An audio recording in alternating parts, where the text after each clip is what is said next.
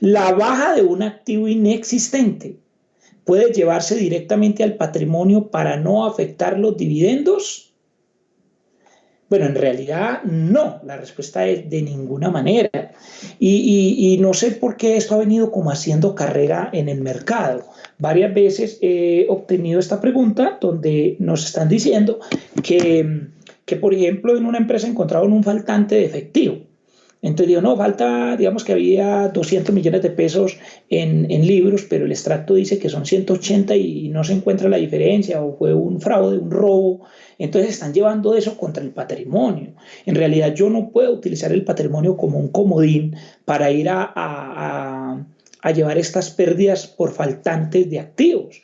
¿Sí? O sobrantes tampoco. Yo no puedo utilizar el patrimonio. El patrimonio se utiliza únicamente como una diferencia entre activos y pasivos y en algunos casos muy específicos donde se puede usar el ORI por valoraciones, que es básicamente el SUPERAI por valorizaciones. Pero mucho cuidado con esto. Yo no puedo cometer, digamos, ese error que se viene cometiendo, disque para no afectar los dividendos. Entonces, más bien le puedo hacer un ejercicio que tengo aquí en una diapositiva, donde les voy a mostrar un ejercicio de por qué usted no evade realmente el tema de los dividendos por el hecho de haber llevado contra el patrimonio, porque de hecho la norma internacional dice que si lo lleva contra el patrimonio igual va a tener que afectar los dividendos.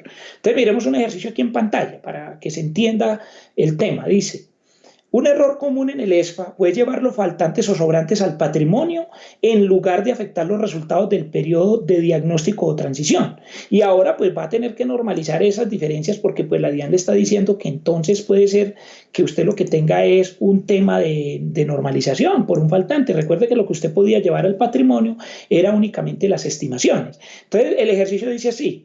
Yo tenía un saldo contable en bancos de 500 millones, pero el extracto decía que eran 300, entonces me faltaban 200 millones. Este es un caso que encontré en una entidad pública.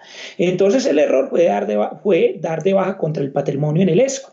La solución correcta era ajustar contra resultados en el diagnóstico o transición o incluso seguir depurando esa cuenta después del ESFA. ¿Sí? Entonces hoy la Contraloría está viendo eso como un tema de detrimento patrimonial, como un tema de corrupción, porque aquí lo que sucede era que realmente se habían perdido esos 200 millones de pesos, se los habían, perdónenme la expresión, se los habían robado y simplemente los taparon con un ajuste del ESFA.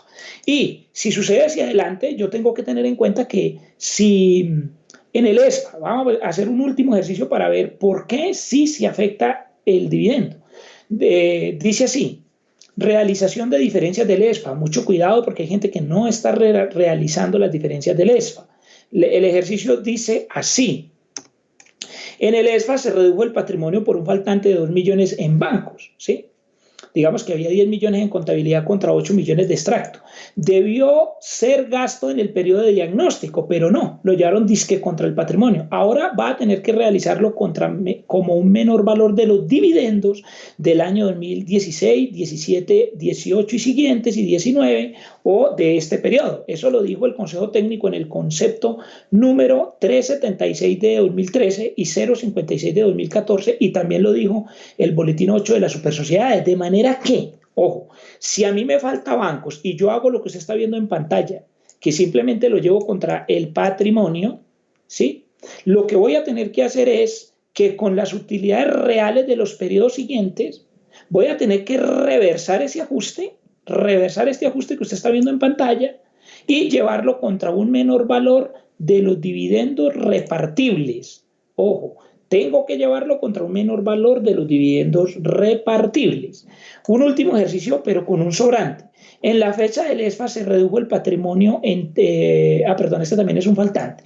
En la fecha del ESFA se redujo el patrimonio por 30 millones de inventario. Digamos que yo tenía un saldo contable de 80 millones versus un inventario físico de 50, ¿sí? Entonces, ¿qué pasa? Que la mayoría de la gente tiene este tipo de ajustes en el patrimonio.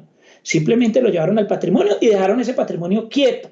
Porque uno de los errores que se está cometiendo más en Colombia es que se le viene diciendo a las entidades que los ajustes de ocio por primera vez se tienen que dejar quietos. No, señor. Obviamente que no son repartibles si yo no he vendido, digamos, el edificio que se valoró cuando se trata de valoraciones. Pero hay unas diferencias que no son por avalúos, sino que son por faltantes o sobrantes. Entonces, tratándose de diferencias por faltantes o sobrantes, usted tiene que hacer lo que le está mostrando la pantalla. Si yo di debajo un inventario de 30 millones y lo llevé contra utilidades contra el patrimonio, yo no puedo dejar eso allá quieto.